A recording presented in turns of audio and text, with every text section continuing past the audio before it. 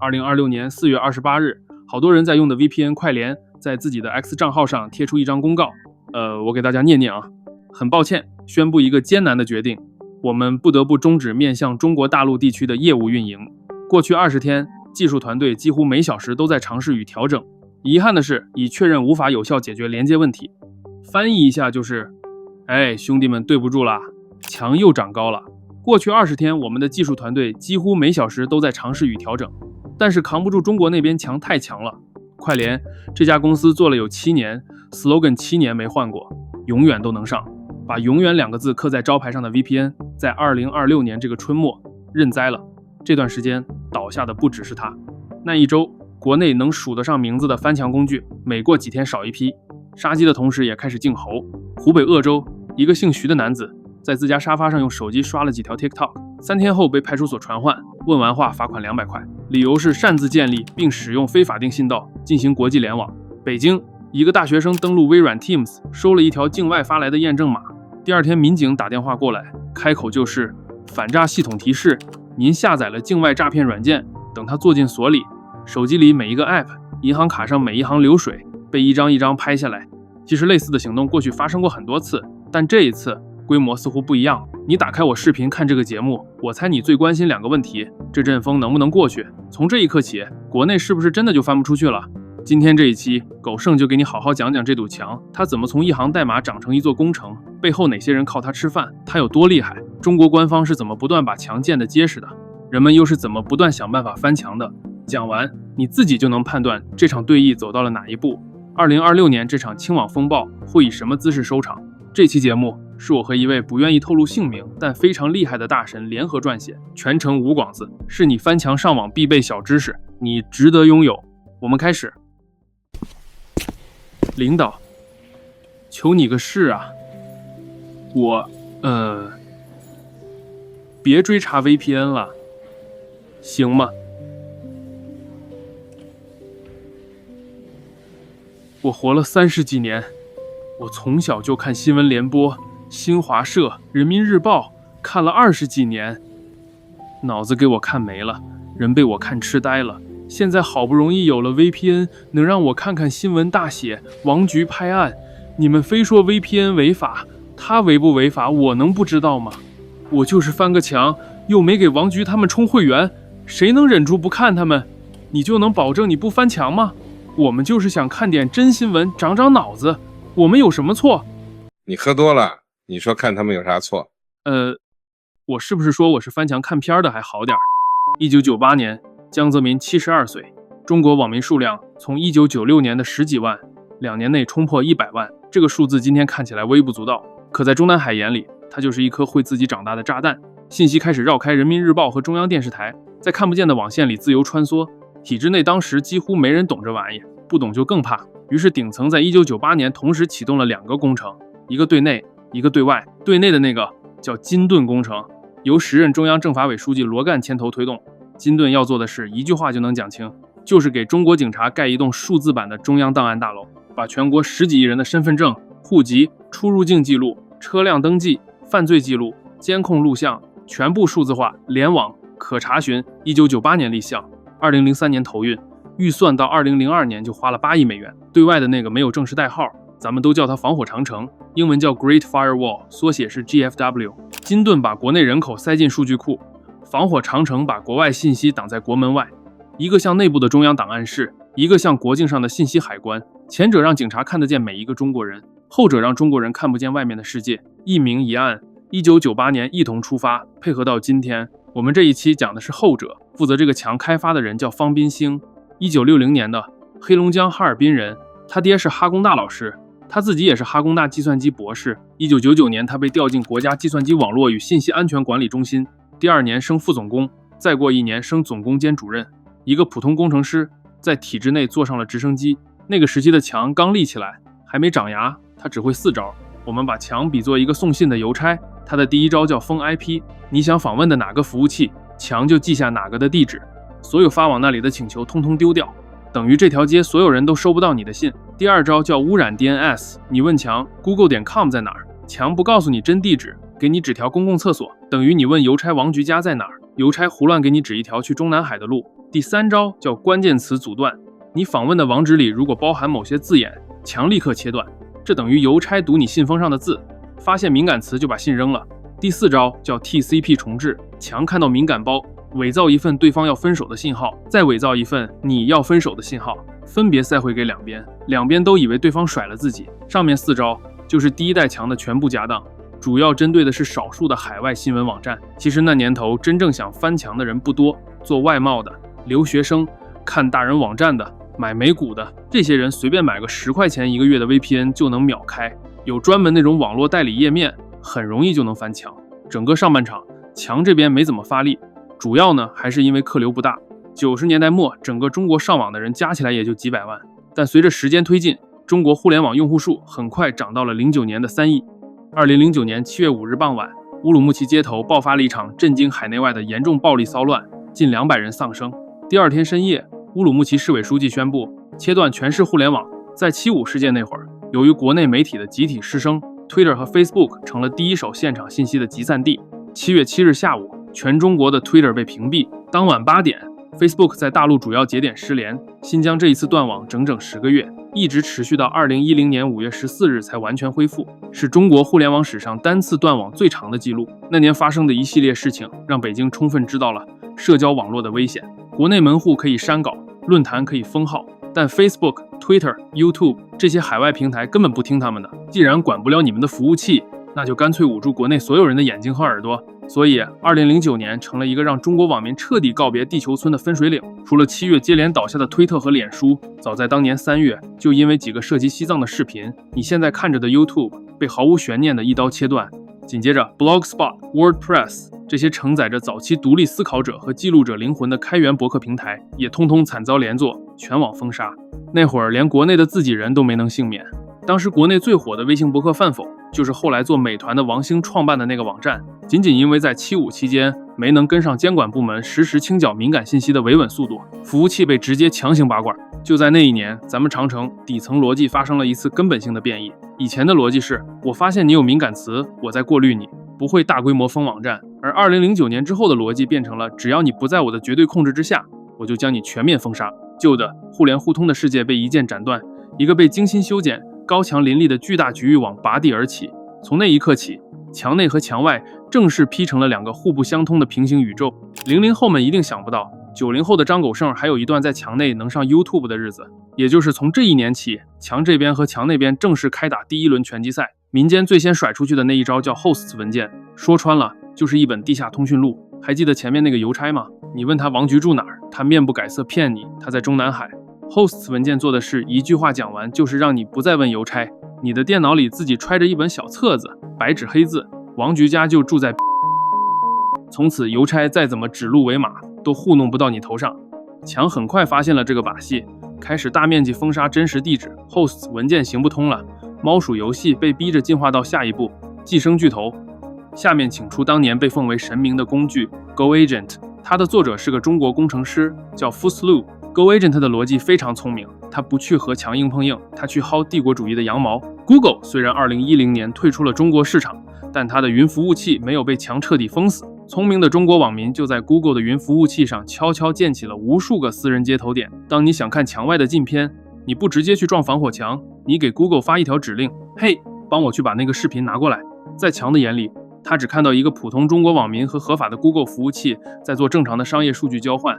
成千上万的中国网民就像躲在巨大特洛伊木马肚肚里的士兵，在墙眼皮底下大摇大摆地走私信息。这个逻辑也一直沿用到后面的翻墙产品，但后面随着跨国公司开始大批迁到本土合规服务，整个 Google 的 IP 段在大陆被一锅端，这次没再解，所以 GoAgent 的宿主一夜之间被掐死了。这时候大家对墙的反感挺强的，而且敢付诸行动。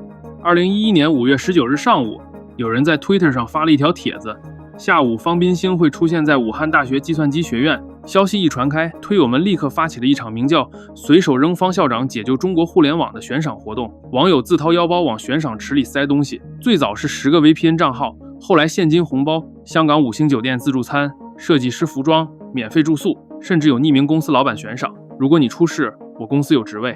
下午2点多，武大计算机学院门口，一个网名叫韩军一的男生提前到了现场。他是华中科技大学的学生，他把脚上的鞋脱下来，鞋跟踩松，随时准备扔。旁边有2个武大学生，手里攥着鸡蛋，原本是这2个人准备扔的，可方彬兴的车一停下，从车里下来一个胖教授陪同。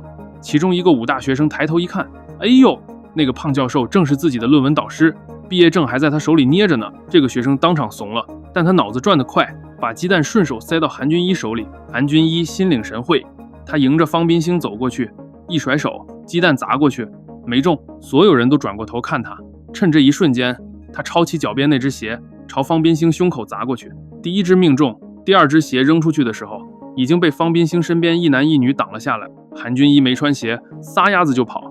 一个肥胖的陪同教师追在后面问他干什么的，韩军一回头骂了一句：“一群狗奴才。”方彬兴当晚就改签了机票，缩短行程，飞回北京。第2天这事儿炸了，7000多家网站一夜转载，宣传系统紧急下令删稿，但已经晚了。方彬兴的微博底下涌进10几万条留言，点赞最多的一条是：“祝您早日康复，请收下我的另一只鞋。”这是中国互联网史上公民第一次直接、公开、当面的质问一个建强者。就是那个，你感觉到现在后悔吗？现在反正是挺后悔的，因为其实是一时冲动嘛。当时就也没想那么多。对，因为其实就是我当时看见他们都在扔，我正好刚买完菜呀、水果呀什么的。那你是看他们砸你就砸了，还是你本来就是想过去砸的？其实本来也有点就是，但是主要是冲动吧。那你有没有想过，那个扔鞋的都没关进来，你为啥被关进来了？所以嘛，我觉得就是不公平，有黑幕，我也就扔了点水果嘛。我们正好有当时的一段录像。快走，开快点，去医院。当时别人就扔点鸡蛋，最多也就是扔只鞋，为啥你要扔榴莲呢？2011年底，强完成了他的第1次硬件大扩容，算力升级了。这次扩容引入了一个让所有翻墙者闻风丧胆的东西——深度包检测，简称 DPI。之前的墙最多看你信封上贴没贴违禁品标签，看你箱子的形状重量。深度包检测是什么？是海关把你的箱子整个拆开，像变态一样，每一件衣服都翻一遍。墙开始拆信了，它能直接读出你网络数据包里的内容。一旦看到敏感词或发现你的包形状像翻墙软件的特征，连警告都不给，毫秒之内伪造2份分手信。随着 Go Agent 越来越难连，所有人都意识到旧时代结束了。2012年 GitHub 上多了一个新仓库，仓库名叫 ShadowSocks， 作者叫 Chloe Wendy。后来零碎的资料拼出来，这是上海某家互联网公司的一个普通工程师，业余时间写的代码，自娱自乐。他没什么宏大叙事，也不是反贼，他就是个工程师，写出来解决自己问题的小工具。但这个小工具精准击中了强的命门。ShadowSocks 的设计是把代理流量伪装成完全的随机噪声，让墙根本认不出来。我打个比方啊，之前的墙变态喜欢拆信 ，Chloe Wendy 说：“那好，我把信里写的字打散成一堆毫无规律的符号，看你怎么认。” ShadowSocks 在极客圈像火苗一样烧开了。到2015年，清华大学一份内部研究显示，被调查的371名清华师生里，21%在用 ShadowSocks 翻墙。但 ShadowSocks 的爆发也让墙看到了它。2015年8月20日，警察来找了 Chloe Wendy， 然后他在 GitHub 上贴了一段话：2天前，警察来找我，要我停止这个项目。今天，他们让我把 GitHub 上所有代码删掉，我别无选择，只能服从。希望有一天，我能生活在一个我想写什么代码就写什么代码，不必害怕的国家里。我相信你们一定会拿我的代码做出更好的东西。这段话发出去几小时之内， ShadowSocks 项目冲上了 GitHub 全球热门趋势榜第1。来自全世界的开发者涌进项目主页留下星号。但开源社区的逻辑很简单，代码一旦开源，就像把火种撒进风里，你能抓住打火机，你抓不住火苗。虽然 Chloe Wendy 沉默了，但是他写下的协议却活了下来。ShadowSocks 之后被全世界的开发者继续维护、迭代，变成了整整一代翻墙基础设施。今天你 iPhone 上用的小火箭 Shadow Rocket 底层基础就是这个。Chloe Wendy 删库的时候，墙这边在忙什么呢？他在重新设计游戏规则，那这堵墙到底归谁管？2014年之前还有点乱，工信部管管道，公安部管抓人，国新办管内容，文化部管影视，广电总局管视频网站。一件事卡在哪个部委手里，看心情，看派系。这就是为什么过去那么多年 VPN 在国内能半公开运转，不是没人想管，是不知道该谁管。平民上台之后干了一件事，把这笔账算清， 2014年2月，中央网络安全和信息化领导小组成立，组长是他自己，这是中共历史上第一次由老大亲自管互联网。下设的办公室就是后来大家熟悉的网信办，第一任真正掌权的主任叫卢伟。巧了，卢伟和方斌兴一样，也是1960年生的，安徽巢湖人，新华社系统出身，做过新华社副社长，又当过北京市委宣传部长。2014年12月，卢伟作为中国国家网信办主任赴美考察，他坐进了扎克伯格在 Facebook 总部的椅子拍照。扎克伯格的桌上摆着一本王局的，不对，是习近平的治国理政。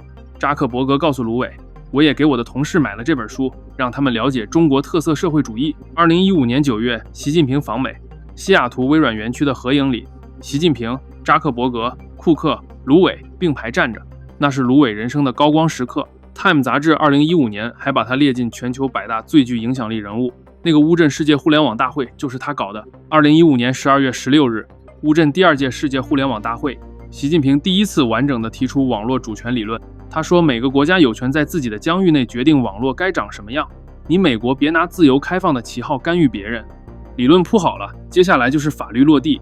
2017年1月22日，工信部发布关于清理规范互联网网络接入服务市场的通知，业内简称32号文。文件不长，但有一句话从那天起决定了所有翻墙生意的命运：未经电信主管部门批准，不得自行建立或租用专线，包括 VPN 等信道，开展跨境经营活动。没经过批准的 VPN， 从那一刻起，在法律上正式被打成了野路子。那经过批准的通道留给谁？留给中国电信、中国移动、中国联通。只有这3家公司的国际业务子公司有资格向工信部申请所谓的国际通信出入口局牌照，向跨国公司出租跨境专线。一家在上海的德国汽车厂，每年花在这条通道上的钱可以买好几台奔驰。32号文不是一个禁令，它是一张特许经营牌照的颁发协议。墙不消灭翻墙，它只让翻墙变成一种特许经营。表面上看，外贸公司花大价钱去3大运营商那里租国际专线，他们可以翻墙，但是老百姓可没钱租，所以是不能翻墙的。那我们翻墙用的信道哪里来的呢？3大运营商在省级、市级甚至县级都有各自的国际专线分销代理，这些代理把大额带宽切碎了卖给中小 ISP， 中小 ISP 再切碎了卖给 IDC 机房， IDC 再切碎了卖给一些所谓做企业服务的小公司，每经过一道手就涨一道价，但同时也松一层皮，到最后这些被层层转售的带宽，相当一部分成了 VPN 机场主的服务器。这就是为啥过去10年里，国内的 VPN 市场可以做得这么大，它的底层带宽本来就是从3大运营商的分销网络里漏出来的。3大运营商对底层灰色生意长期睁一只眼闭一只眼。之后2017年6月1日，网络安全法正式实施。7月29日清晨，苹果中国区 App Store 开始大规模下架 VPN 应用，一夜之间几百款上架多年的翻墙工具消失，游戏规则定了，舞台搭好了，然后舞台中央那个最闪亮的男人自己倒了。2016年6月，卢伟突然被免去网信办主任，一个48个月前还把硅谷大佬挨个见过一遍的男人从舞台中央退场。1年多以后，2017年11月21日，卢伟被官宣涉嫌严重违纪。这一天，距离他亲手打造的第4届乌镇世界互联网大会开幕不到2周，中纪委显然刻意挑了这个时点。中纪委通报说他欺骗中央，以权谋私，以权谋色，对党中央极端不忠诚，还说他是两面人。两面人在习时期反腐话语里有一个特定含义，当面拥护中央，背后另搞一套，简单说就是背叛了老大。卢伟最终受贿金额定在3200万人民币，他被判了14年。2019年3月26日，宁波中院宣判，他表示不上诉。接替他的是徐林，习近平在浙江任职时期的旧部。2年后，徐林调任国务院新闻办当主任去了，庄荣文接棒，他也是习近平在福建任职时期的旧部。2任接班人都是核心的自己人。2018年，一家叫机智信息的公司在海口注册成立，他的首席科学家就是方斌兴，我们的老朋友，就是2011年那个被砸了一只鞋仓皇离场的方斌兴。他当时还是建强者 1.0， 只是一个国家工程师，在国家机关里搞国家工程。2018年之后的方斌兴已经升级到 2.0 版本，他下海了，把墙变成产品，把产品变成生意，把生意变成出口。他的旗舰产品叫天狗安全网关，是一个卖到全世界的迷你长城。海南是自由贸易港，是中国唯一一个允许国家级技术专家通过商业公司持股的政策口子。工程院院士在国企体制内不能直接做股东，但在海南可以。中国最重要的翻墙网管控技术，从这一年开始被装进了一家私营公司的资产负债表。而这家公司接下来的客户不只是中央，因为地方诸侯也开始建自己的小墙了。中央那堵墙要照顾外贸，要照顾科研，要照顾跨国公司的合规专线，所以下手有分寸。但省里不一样，公开材料里能查到最早地方的墙就在重庆。就在薄熙来主政重庆的时候，公安局长是王立军。重庆建过一套覆盖全市的电信和数据监控系统，规模和技术等级远超出一个地级市公安系统能合理调用的资源。这套系统的技术顾问之一，根据《纽约时报》的消息，就是方彬兴。2020年前后，墙学会了识别异常流量，它可以看你流量长什么样、长度、节奏，觉得这条链接可疑，就主动探测一下确认。到了2023年，国际顶级安全会议 Uzenix Security 发了一篇论文，分析墙如何检测并封锁全加密流量。从2021年11月开始，墙升级了手段，专门对付那些通篇都是加密乱码的流量。这一招太狠，整整一代翻墙协议 Shadowsocks、VMAS、老一代 Trojan 在2022到2023年原地暴毙，但开源社区的回答写下了过去10年最漂亮的一章。2023年初，一个 GitHub ID 叫 Rprex 的匿名开发者开源了一种叫 WeLess-Reality 的新协议，它的核心思想已经从密码学跃迁到了一种叫网络隐写术的东西。隐写术就是把秘密信息藏在一封看起来完全正常的家书里，从信封到内容，从邮票到字迹，让审查员挑不出任何毛病。Reality 它真的把你的 TLS 握手转发给一个真实的高信誉网站，比如苹果，比如微软。审查者主动探测的时候，看到的就是真的微软证书，真的微软响应。要封锁这种连接，等于封锁那个真网站本身。封了，全国跨国企业用的 Office 全瘫；不封 ，Reality 大摇大摆走过去。那墙怎么办？它转向了更隐蔽的一个层次，它放弃看你说什么，只看你说话的节奏。理论上，浏览一个信息网站和看一段 4K 视频节奏是不一样的，前者是几次小爆发，后者是连续大块。它不需要看内容，只看节奏就能猜个8、9不离10。但社区的反制几乎在同一时间到了，开发者在传输层随机塞填充数据，把视频流碎片化、错乱化，让宏观统计上看起来跟普通网页浏览没区别。墙这边耗费巨资训练了3个月的 AI 检测模型，刚学会识别一种节奏，翻墙端在 GitHub 上下一次代码提交，参数就重新洗了一遍。讲到这里，你也许会以为这条战线是民间赢了，其实不是，特征识别准确率一直不低。这堵墙真要狠下心，不是没办法把翻墙赶尽杀绝，阈值往下一拧，凡是看着像加密代理的流量，统统先掐再说。技术上做得到，但他不敢这么干。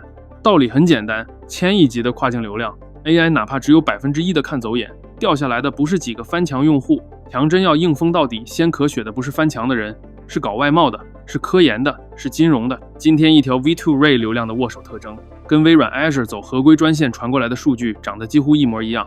当然，你可以90%以上判断可能是翻墙流量，但你封一个伤一片。只要中国还得跟世界做美元清算，拉 GitHub 的代码，收一封外贸客户的邮件，墙这边的 AI 就永远只能带着镣铐跳舞。这就是为什么墙到今天依然没法把翻墙这件事真正清零。2025年9月11日，一个叫 Enlace Hacktivista 的匿名黑客组织，把一份差不多600级字节的内部档案丢上了公开网络。文件来自方彬兴那家机制公司，这是中国防火墙史上最大规模的一次内部泄露。这600级字节里到底有啥？首先，它是一整套商业产品的源代码，天狗安全网关，可以在国家级运营商部署，可以对全国流量做深度包检测，可以识别并阻断 VPN 与翻墙工具，可以限速，可以实时跟踪和标签个人用户，可以向用户的浏览器注入恶意代码。通过这部分档案，现在证明这堵墙正在被出口。Intersect Lab 把这件事做了个全名叫 The Internet Coup 互联网政变的报告。他说，中国这家公司正在把整套审查能力打包卖给外国威权政府。哈萨克斯坦从2018年起，全国中心外加17个城市部署了这个架构。缅甸军政府2021年政变后部署在26个数据中心。2024年缅甸74次精准断网就是他干的。方彬兴的公司让威权政府开箱即用，不需要自己花20年去试错，买回去插上电就有了一套数字版的柏林墙。这次档案还证明了一件中国从没公开承认过的事实，就是我上面说的省级墙正在长出来。2023年12月26日到2025年3月31日，河南墙累计封掉了约420万个域名，是国家级长城的将近6倍。在某些观测窗口里，河南墙曾经达到国家墙的10倍，它甚至会一刀切掉整个2级域名后缀。你公司刚好买了个澳大利亚域名做外贸 ，sorry， 在郑州打不开，这种笨办法在国家级墙那里是不会用的，因为国家要算外贸的账，可省里不管那么多。河南这堵墙真的在乱封。数据显示啊，超过 35% 是经济、商业、计算机、互联网信息类，而不是国家防火墙偏重的政治新闻类。2022年4月起，禹州、上蔡、浙城、开封4家村镇银行陆续爆雷，约40万储户，400亿元人民币被冻结，储户进京维权。结果一刷健康码是红码，几千人被困在家里出不来。7月10日凌晨，数千人冲到郑州人民银行河南分行抗议，省级墙的部署时间恰好就从2023年8月开始。这不只发生在河南，江苏的省级也有。墙重点是反诈骗，对应就是开头说的2026年4月，北京那个学生收微软 Teams 验证码就被传唤的故事。江苏的反诈骗系统已经把接收境外平台验证码自动识别为高危行为，中央定主线，地方在主线之上自己加码，河南加1层，新疆加2层，福建加半层，每个省都有自己独特的墙的高度。最让墙这边夜不能寐的是，这600级字节里有完整的源代码。现在 GitHub 上已经有一群匿名开发者在逐行读天狗的代码，找它的判断逻辑，找它的兜底规则，找它的盲区。2014年中央网信领导小组成立，2017年32号文，2018年方斌兴下海，2025年9月600级字节泄露，2026年1月1日生效的网络安全法大修，2026年1月31日公开征求意见的网络犯罪防治法草案。这一整条10多年的法律和技术预埋，最后在上个月扣动了扳机。新版网络安全法把对运营者的罚款从10万封顶提到200万，对关键信息、基础设施运营者最高罚到1000万，对直接负责的主管人员个人罚款从5万提到100万，并且把境外管辖权扩张到任何危害中国网络安全的境外活动，可以冻结你的资产，可以制裁你。还有网络犯罪防治法草案第44条，直接禁止生产、销售、提供任何用于翻墙获取境外阻断信息的工具，这是首次把翻墙工具的提供方明确写入刑法层面。上个月时间线咱们也理一下，4月7日，工信部信息通信管理局在西单地103召开闭门会议，主题加强未经许可的跨境数据专线管理，座上客是中国电信、中国移动、中国联通3家。4月8日，陕西电信内部通知流出，所有 IP 必须阻断访问中国大陆以外的地址，严禁承载任何翻墙业务，违规承运商立即关停，不退费、不补偿、不保留数据。这个口径比过去10年所有版本都狠。4月16日，国防时报刊文，标题翻墙破网你违法了。这种半官方军报口风是动手前的最后一道警告，文章把它和间谍罪、非法获取国家秘密罪挂钩。4月22日，3大运营商悄悄关停了一批用户的国际漫游服务。4月28日，快联倒下。那么这场风暴过后，墙真的赢了吗？像快联这种体量的公司，国家一定会想办法解决掉。在国家级的审查机器面前，你的体型越大，你在雷达上就越耀眼。不单是什么 AI 算法检测清除，更是一场极其耗费人力，甚至可以说是笨重的间谍战。你以为墙的背后只有冰冷的机器代码吗？ No， 墙后面有一批专门的审查人员，他们的日常工作就是拿着经费伪装成普通网民，去购买市面上最火的 VPN 套餐。他们不仅提取出所有的服务器 IP 列表，还会专门研究 VPN 服务商的算法，去逆向拆解，去深度分析它独创的加密协议和流量特征。当他们摸清了你的底牌，这就变成了一场单向屠杀。 GFW 只需要把这些收集到的特征录入系统，海量用户的连接在瞬间就会被掐断。当流量巨大到一定程度时，它对抗的就不再是单纯的算法，而是一个国家级的人工情报与审查网络。被一锅端真的只是时间问题。可是墙真的赢了吗？就在快联大面积断联之后的几天里，市场出现的巨大真空并没有变成死水，好多新的翻墙软件出来了。与此同时，越来越多的普通用户开始走向去中心化，转而学习部署私有的专属节点。它只是从正规军的阵地战彻底变成了无数游击队的丛林战，现在成了协议、工具、节点三权分立的结构。写枪的人在 GitHub 上，卖枪的人是几百个匿名机场主，用枪的人是几千万散落各地的用户。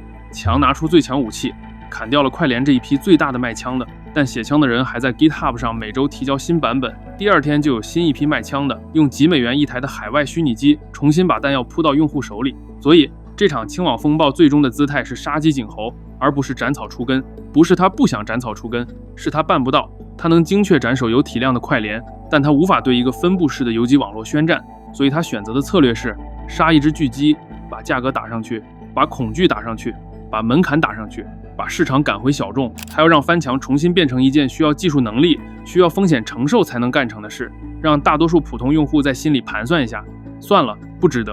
那墙到底有没有用？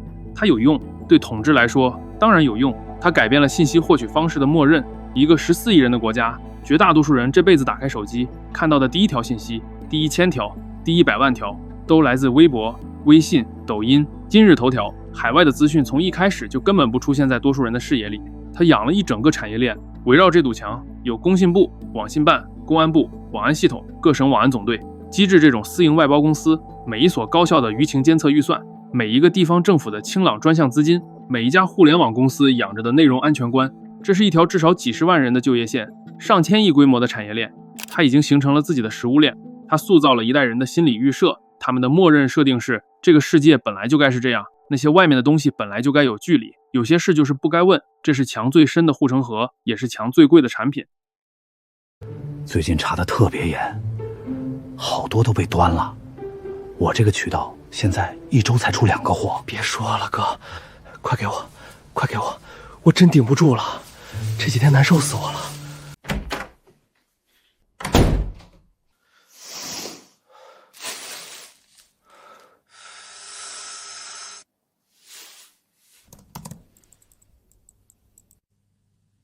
你以为我买的是啥？快快快，憋好几天了。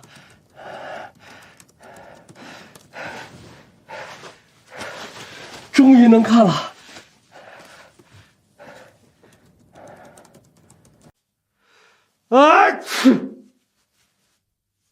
我有鼻炎。